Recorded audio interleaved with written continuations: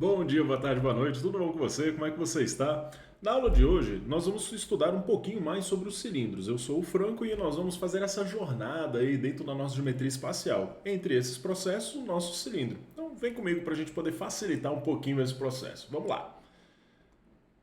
Nós temos então, dentro dos cilindros, né, que são essa pequena sólido que a gente tem em que ele vai fazer uma revolução, então ele é uma construção entre conexão entre duas circunferências em planos diferentes, nós vamos analisar hoje alguns pontos importantes, principalmente os sete principais. Primeiro, o que é um cilindro? Nós vamos ver hoje os elementos do cilindro, a sua respectiva classificação. Será que tem cilindro diferente? Será que como que monta eles? Uma seção meridiana, como que ela é, né? O que significa ser uma seção meridional?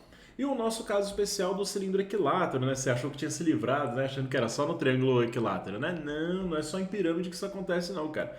Nós temos também um cilindro equilátero, mas não é nada muito difícil assim para a gente poder analisar. Nós temos também o nosso volume do cilindro e a área do cilindro. Eu tentei montar um exemplozinho aqui para que a gente possa calcular isso em etapas, bem passo a passo para você poder acompanhar. Tudo bem? Então vamos lá, vamos começar então, né? O que é um cilindro, né? Bem, quando a gente tem dois planos que eles são paralelos entre si e entre esses planos nós temos uma circunferência, lembre-se, né? A diferença entre círculo e circunferência. O círculo é a área interna, né? Ou seja, ele é uma delimitação do plano, um subplano que está ali delimitado. Então nós temos entre esses dois círculozinhos que temos nos planos paralelos, se nós temos essa delimitação, isso daí é um cilindro. O nosso cilindro pode ser que os nossos pontos centrais desses dois círculos estejam alinhados e pode ser que eles estejam desalinhados, contanto que esses planos sejam paralelos. Aí nós temos então o cilindro, ele pode ser oblíquo ou reto. É bem semelhante ao que nós vimos na parte de prismas, por exemplo, né? Se os nossos centros estão alinhados ou não, se essa distânciazinha que a gente tem vai ser uma altura ou não. Então vamos lá. O cilindro é a reunião da parte do cilindro circular ilimitado. Nós temos um círculo ilimitado quando você tem uma circunferência e todas as áreas são perpendiculares, né? Digamos, imagine uma única reta que fique dando uma volta perpendicular em todos os pontos que pertencem a esse círculo. Todos os outros planos que são paralelos a ele também formam, né, um respectivo cilindro. Então ele é ilimitado, mas a gente vai delimitar o nosso cilindro e vamos falar que ele é limitado, compreendido entre as seções circulares formadas de dois planos paralelos distintos. Então, ó, imagina, você tem um tubinho, né, infinito, né? Quando você corta ele em dois pedacinhos, esse daí vai ser o cilindro que a gente tem. Então é como se a gente tivesse, então, ó, deixa eu colocar aqui, vamos usar a nossa canetinha linda e amarela. É como se a gente tivesse, então, esse nosso planozinho beta e esse nosso planozinho alfa, delimitando essa região aqui, ó, que a gente tem como cilindro, né? Então, ó, olha lá, vamos desenhar aqui o nosso jovem, olha lá, o nosso jovenzinho. O jovem cilindro infinito, né? Ele ocorre para tanto lá verticalmente para cá, né? Temos em todas as nossas regiões aqui assim, né? Estamos delimitando esse nosso cilindro. Só que quando você tem dois planos que estão seccionando, a gente vai ter esse nosso cilindrinho, essa região bem aqui assim entre eles. Beleza. Essa região ela é um sólido, então a gente tem que pensar que eles são sólidos. Ele não é oco não, tá? O cilindro. A gente tem volume interno dele, então a gente tem que pensar que eles são sólidos mesmo, como se tivesse uma plaquinha de concreto, né? Um concretado tudo ali. Pra gente, então, nesses planos, então olha só o nosso planozinho alfa. E é como se a gente tivesse o nosso plano betas que segmentou ele bem aqui, ó. Nós temos então essa delimitação dos planos e o que vai restar ali pra gente é o nosso cilindro. Então definimos ele dessa forma. Quais são os respectivos elementos do nosso cilindro, né? Vamos lá, deixa eu só colocar aqui assim, deixa eu sair um pouquinho. Eu sei, vai sentir saudade de mim, eu sei, mas olha lá. Dentro dos nossos elementos do cilindro, então, nós temos a nossa respectiva base e que nós temos, no caso do cilindro, nós temos duas bases, né? Nós temos a base inferior e a base superior. Eles são sempre círculos congruentes situados em planos paralelos. Beleza, nós temos essas duas basezinhas aí. A distância que nós temos entre essas respectivas bases nós vamos chamar isso de altura, tá? É sempre a distância entre as respectivas bases, assim como nos prismas. Na nossa geratriz, a gente vai falar que é esse segmentozinho de reta bem aqui, ó. Vamos lá, deixa eu colocar. É um segmentozinho de reta que ele está sendo delimitado entre essas duas circunferências que nós temos. Então, a ideia principal é, ó, eu voltando aí, pronto. Então, pra gente, né? Olha só, melhor, né? Então, pra gente, o que acontece? Nós temos que a delimitação desse espaçozinho aqui, ó, que nós temos, ele vai circundar todo o nosso cilindro. Essa delimitação, esse segmentozinho de reta que está dando a volta, a gente chama ele de geratriz. Por que geratriz? Vamos pensar no nome assim, ó. Poxa, uma geratriz é que está gerando, está criando, né? É ele que está delimitando o nosso cilindrozinho ali. Então, a gente chama esse carinha de geratriz. Mais à frente, quando formos estudar os cones, nós vamos ver também que existe um nomezinho geratriz aí. Então, segura aí um pouquinho esse nome, que esse é um nome interessante. Pode ser que a sua geratriz tenha a mesma medida que a altura, pode ser que não.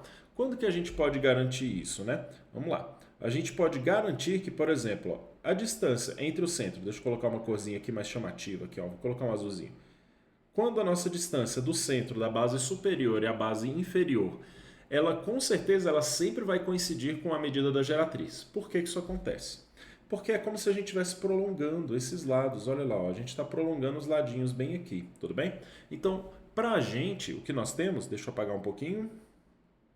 Para a gente, o que nós temos então no nosso cilindro, a gente pode analisar o seguinte, ó, que nessa distânciazinha que temos entre os planos, se a gente está alinhando os centros aqui, conforme eu tinha mostrado para você, esses centrozinhos ali, opa, voltando, esses centrozinhos bem aqui, esse cara sempre vai acompanhar a medida da sua geratriz. É como se a gente estivesse em segmentos paralelos ali. Se essa nossa geratriz ela coincidir com a altura, perceba que nesse desenhozinho aqui, ó, não está coincidindo com a altura, tá vendo? Aqui, ó, eu tenho mais angulado nesse ladinho esquerdo aqui, tá vendo? Agora, do lado direito, que na nossa altura, ele tá bem retinho. Quando a nossa geratriz ela coincide em tamanho, medida da altura, a gente pode até falar que esse é um cilindro reto, né? Porque ele está formando um ângulo de 90 graus. Ou seja, a gente pode afirmar também que os nossos centros eles estão alinhados. E isso é importante, tá? Falar sobre os centros alinhados. Bem, vamos lá. Geratrizes são segmentos com uma extremidade em um ponto da circunferência no ponto O e raio R no outro ponto da circunferência de raio O' e raio R', aqui assim, não é Rzinho, é raio R, desculpa, raio igualzinho, né? Então, olha só. Esses dois círculozinhos que nós temos aqui, então eles possuem o mesmo raio, porque tem que ser figuras congruentes. Agora, essa distância sempre, o que nós temos aqui, de um ponto pertencente à circunferência a outra, a gente vai chamar de geratriz, tudo bem? Pode ser conhecida com a altura ou não. R é o nosso raio da base, respectivo, né? Nós sabemos que é formado o círculo, e a nossa altura do cilindro é a distância entre esses dois planos das bases. Beleza, sabemos aí quais são os elementos do cilindro, então ninguém vai ficar perdido quando a gente comentar cada uma dessas coisinhas em questõezinhas ou então análise, né, dos elementos. Tudo bem? Very good, very well, né? Vamos lá, então. Quais são as nossas classificações dos cilindros, então? Nós temos algumas classificações um pouquinho diferentes. Principalmente, nós falamos que são duas classificações, o oblíquo ou o reto. Mas nós temos também os chamados de cilindro de revolução, que aí vem o nome sólidos de revolução, né? Então deixa eu me colocar ali um pouquinho mais para baixo, para não impedir. Pronto. Então, a gente tem uma diferençazinha na classificação entre eles, e a gente vai analisar passo a passo o que é cada um, tá bom? Vamos lá. Olha só, se as geratrizes são oblíquas, né, ao plano das bases, temos um cilindro circular oblíquo. O que quer dizer oblíquo, Franco? Por favor, né? Tá formando um ângulozinho aqui, ó, entre a nossa altura, olha lá. A nossa altura, ela seria aqui, ó, paralela. Se tá formando um ângulo diferente da altura, ele tá inclinado, tá? Ó, aqui, ó, entre a nossa altura e o espaço está formando um ângulozinho aí. Ela é oblíqua ao plano da base, está formando um ângulo diferente do nosso ângulo de 90 graus. Então, esse é o cilindro que a gente vai chamar ele de cilindro oblíquo, tá bom? Então, ó, formou um ângulozinho diferente de 90 graus, cilindro oblíquo. Beleza. Aí ele diz aqui, ó, já continuamos, né? Se as geratrizes são perpendiculares ao plano da base, temos o cilindro circular reto, né? Bem, esse aqui a gente já conhece, né? Se nós temos uma alturazinha, e olha lá que interessante, ó, como eu falei para você. Nós temos então aqui os nossos respectivos centros, eles estão alinhados. Aqui nós temos uma diferença entre os centros, né? Deixa eu colocar aqui uma corzinha aqui, vou colocar roxo, vamos lá. Aqui, bem aqui. No nosso roxinho ali assim. Esses centros eles não estão alinhados, eles não estão retinhos, mas se os centros estão alinhados, a gente pode afirmar então aqui, ó, que nós temos um cilindro reto, beleza? Das suas respectivas duas bases. Lembrando que as bases elas têm que ter mesma medida, mesmo raio, mesmo tudo bem? E finalmente nós temos também ó, o nosso cilindro circular reto. Bem, por que não o oblíquo, né? Nós vamos chamar que o cilindro circular reto ele pode ser chamado de cilindro de revolução, pois é gerada uma rotação no ângulo. Então imagina, ó, você tem um retângulozinho assim, ó, coloca ali assim, bem no cantinho, você dá um petelecozinho nele, ele vai ficar girando. Quando você dá um petelecozinho, ele girando, ele ocupa um espaço, né, que está ocorrendo. E esse espaço é exatamente o nosso cilindro. Então ele é gerado pela rotação de um retângulo em torno do eixo que contém um de seus lados. Você encaixou um dos ladinhos, fica girando ele. Mesmo caso. Agora vamos lá, vamos à pergunta, né? Por que não o oblíquo, né? Bem, a gente tem que pensar que o oblíquo, ele tem uma inclinação. Então, quando você for girar ele vai ocupar um espaço meio estranho, meio diferenciado. Ele meio que vai ocupar duas vezes o espaço central e vai deixar um espaço vazio no centro, né? A gente é quase como se tivesse um conezinho ali de vácuo, né, entre eles, mas a gente tenta visualizar isso um pouco diferente, né?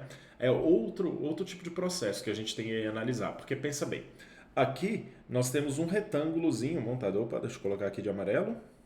Nós temos um retângulozinho. E vamos lá, jovem, me ajuda? Vamos canetar. Pronto. Aqui, ó. Nós temos o nosso retângulozinho aqui, ó, que ele está sendo revolucionado, né? Ele está girando, né? Passo a passo. Já no nosso cilindro oblíquo, nós não temos um retângulo, nós temos um paralelogramo. No momento que nós formos girar ele vai continuar girando, mas a parte interna dele vai deixar um espaçozinho aqui, ó. Imagine se a gente girasse esse em torno desse eixo. Ele ia girar nesse formato aqui, ia deixar esse espaço vazio. Mas e se formos girar nesse eixo aqui, né? Ele vai deixar o espaço vazio do outro membro, né? No outro elemento. Então, em alguma parte ele vai ocupar duas vezes. Então é só para você ter uma ideia. No oblíquo já não funciona tão bem chamar ele de revolução, porque a gente tem já alguns processozinhos diferentes aqui, né? De ocupação de espaço, tudo, coisas que não é muito para você se preocupar. Pode ficar tranquilo, tá bom?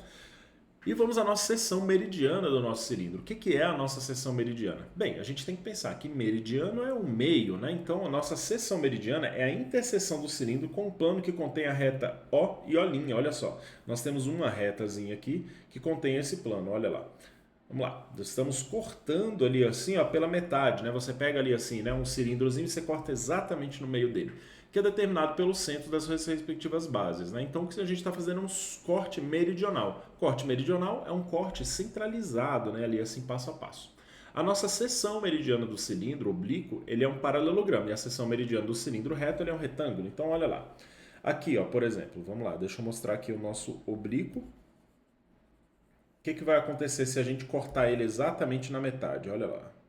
Vamos cortar esse carinha aqui na metade, ó. Vamos fazer uma seção aqui. Cortamos esse carinha. Olha só.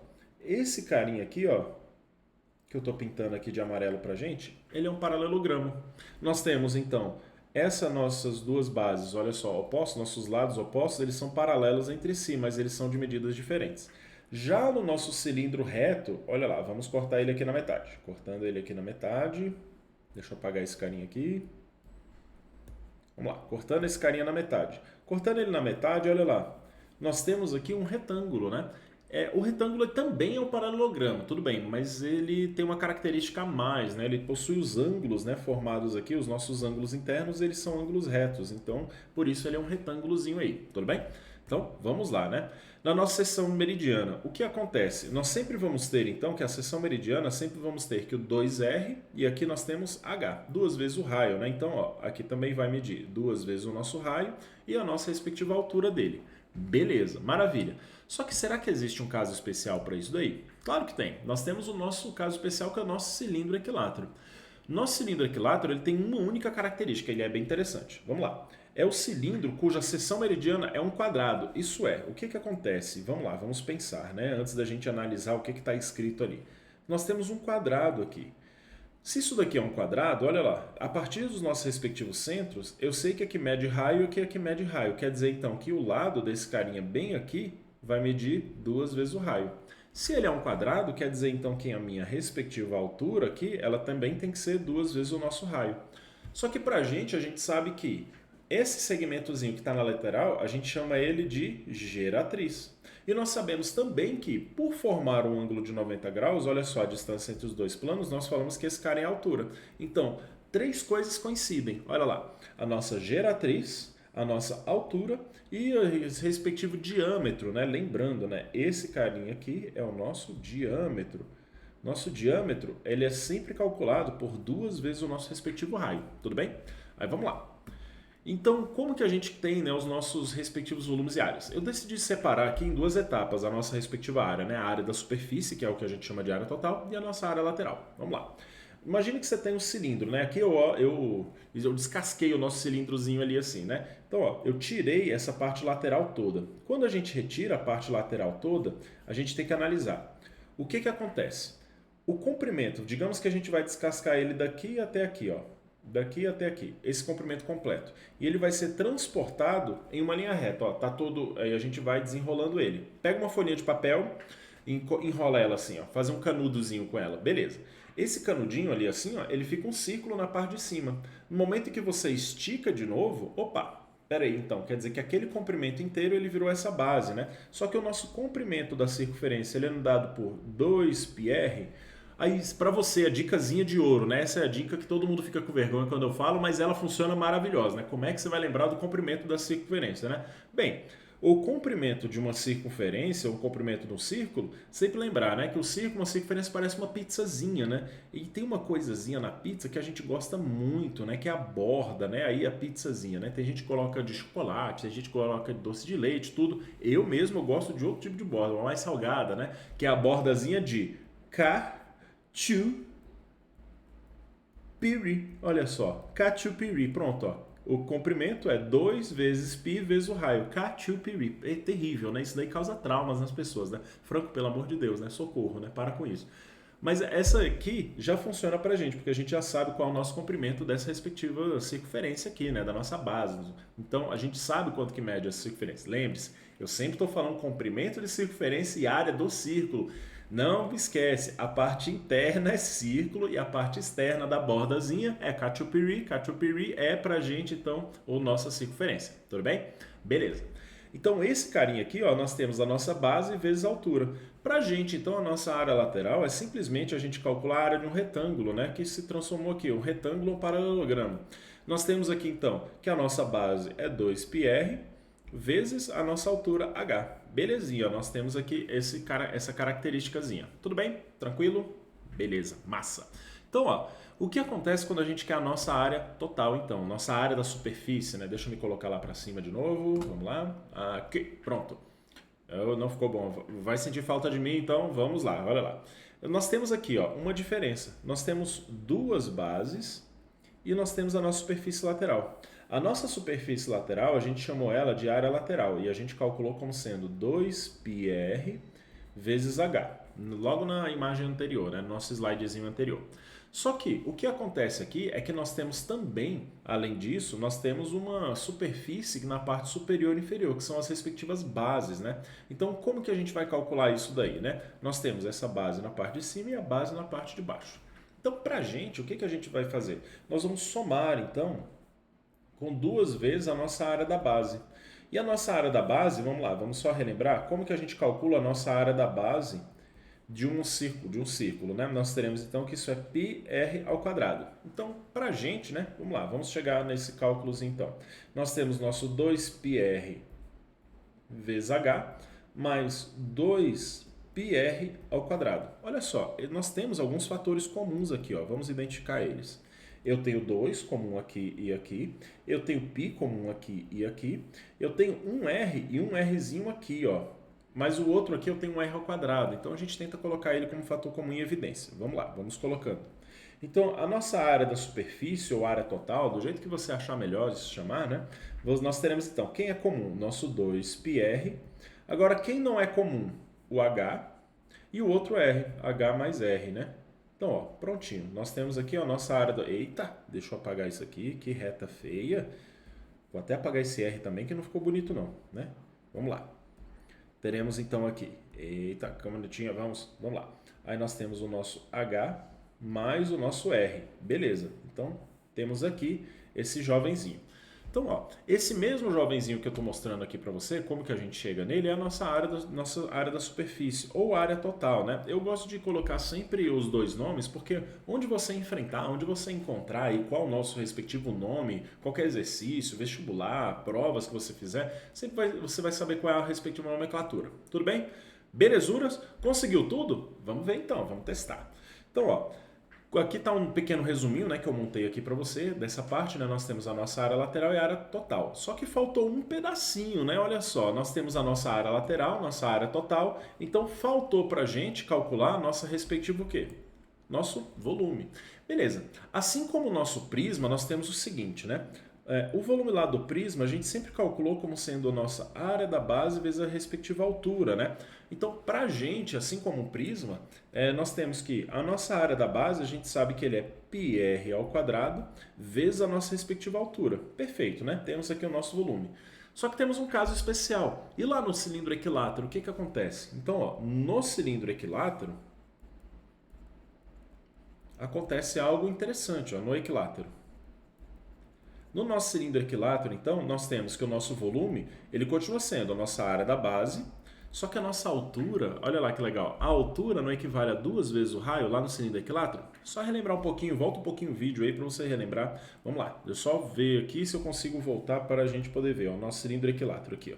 Olha lá, a nossa altura, ela coincide com o nosso diâmetro, quer dizer então que aqui para a gente, vamos lá, teremos então 2R. Para a gente, então, o nosso volume no equilátero, por favor, isso é importante, vou deixar aqui ó, bem separadinho para a gente, o nosso volume no equilátero equivale ao nosso 2πr ao cubo. Olha só que interessante, né? Então, no equilátero, nós já temos essa partezinha. E no volume do cilindro continua sendo, né, o produto da nossa área da base pela altura. Vamos consolidar? Vamos ver se fechou isso daqui bonitinho? Vamos então fazer um exemplozinho, né? Olha lá. Calcule o volume, área lateral e área total de um cilindro que possui 5 cm de raio e 10 cm de altura. Perfeito. Olha, interessante. 5 cm de raio e 10 cm de altura? Que tipo de cilindro é esse, né? Vamos lá. Vamos pensar. Primeira ideia que eu gosto de fazer sempre é tentar representar o nosso cilindrozinho, né? Vamos lá, vamos representar esse jovenzinho. Olha lá que maravilha. Temos aqui então, o nosso raio equivale a 5 e a nossa altura respectiva vai ser igual a 10. Epa, 10. Perfeito. Nós temos então aqui esse cara. Olha só, o nosso diâmetro coincide com a nossa altura. Que tipo de cilindro é esse? Muito bom para você aí, falou equilátero, né? Muito bom. Então, ó, pra gente, esse carinha aqui então, nós teremos o seguinte, né? Para ele, né? Nós temos então, primeiro a nossa área lateral e a área total. A nossa área lateral, como que a gente calcula? Nós calculamos então como 2π vezes o raio, que é o comprimento da circunferência que nós temos numa das bases, vezes a nossa respectiva altura.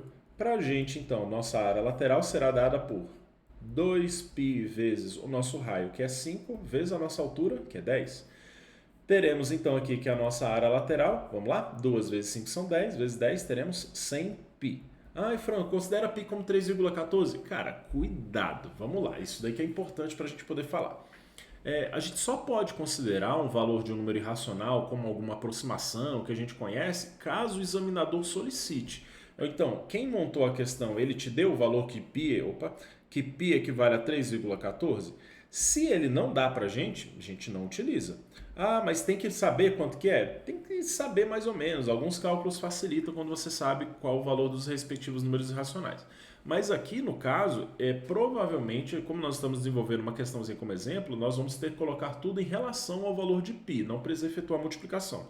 Caso você queira, por exercício, desenvolver, calcular que π é 3,14, algo do gênero, coloca 3,1 não, tá? Pelo amor de Deus, é uma aproximação muito, muito grosseira, mas o nosso 3,14, então dá uma aproximaçãozinha interessante. Aí a gente consegue fazer tudo bem. Agora, não quero aproximar. Perfeito, coloca ali em π, tá? Toma cuidado com isso. Aí vamos lá. A nossa área da base. A nossa área da base ela é calculada como πr ao quadrado vezes a nossa respectiva altura. Nossa área da base, então, teremos o raio aqui é 25, então teremos 25 vezes 10, né? Calculamos então 250. Opa, desculpa, já estou calculando o volume aqui. Que isso, jovem, né? Tá se afobando, né? Tá se afobando. Pronto. Só nosso πr ao quadrado, né? Teremos 25π. Beleza. Essa é a nossa área da base. Como está tudo em centímetro, nós falamos que aqui está em centímetros quadrados e aqui também está em centímetros quadrados. Nós sabemos que a nossa área total, assim como o prisma, né? Ela é calculada como a nossa área lateral mais 2 vezes a nossa área da base. Para a gente, então, ó, que nós temos, nossa área total será feita por nossa área lateralzinha aqui, ó, de 100π, mais 2 vezes a nossa área da base. Nós temos 2 vezes 25, vai gerar então para a gente 50π. Quer dizer, então, que nós temos que a nossa área total, ela vai equivaler a 150π. Beleza, né? Eu sempre recomendo, quando você for tentar estudar essa parte de geometria espacial, utilização de fórmulas, dá uma pausazinha no vídeo quando a gente vai analisar o exemplo, para que você possa fazer, tá bom? Na próxima vez eu vou te lembrar, um pouco antes. E o nosso respectivo volume, né? O volume nós sabemos que ele equivale a πr ao quadrado vezes a nossa respectiva altura, ou seja, a nossa área da base vezes a altura. Como nós já sabemos a nossa área da base aqui assim, né? Nós temos o nosso 25π, fica muito mais fácil de calcular o volume. Teremos então, né? Isso em centímetros quadrados também, né? Senão o pessoal da física, né, das unidades de medida vai brigar comigo. Vamos lá. Teremos então a nossa área da base, a gente calculou aqui como sendo 25π. Teremos aqui 25π vezes a nossa altura, que é 10. Quer dizer que o nosso volume equivale a 250π. Só que agora a nossa unidade de medida mudou. Perceba o seguinte, ó. Nós estávamos calculando algo. Deixa eu só puxar aqui, ó. Nós estávamos calculando que o nosso volume, então, ele é uma relação que nós temos entre algo que está em centímetros quadrados vezes algo que é uma altura, que ele está em centímetros. E aí a potência é 1, né? Multiplicação de mesma base, o nosso volume, então, ele tem que ser em centímetros cúbicos, porque você está analisando 3 dimensões, tá bom? É por essa a nossa unidade de medida. Por que é o cubo, né? Porque é uma dimensão a mais. Estamos analisando, então, aqui nossas 3 dimensões. Tudo bem? Chique, elegante, bem sossegadinho isso aqui, né? Cilindro é tranquilo, né, de se analisar. Na aula de hoje, então, nós vimos algumas características principais sobre os respectivos cilindros. Nós analisamos as definições, nós vimos quais são os elementos respectivos dele, nós verificamos que existem tipos diferentes de cilindros. E depois disso, verificamos a nossa respectiva área lateral, a área total ou área de superfície, o nosso volume e fizemos um exemplozinho. Espero que tenha aproveitado. Eu sou o Franco e eu vou estar aqui com você com essa parte de geometria espacial também, tá bom? Nos encontramos na próxima. Tchau, tchau!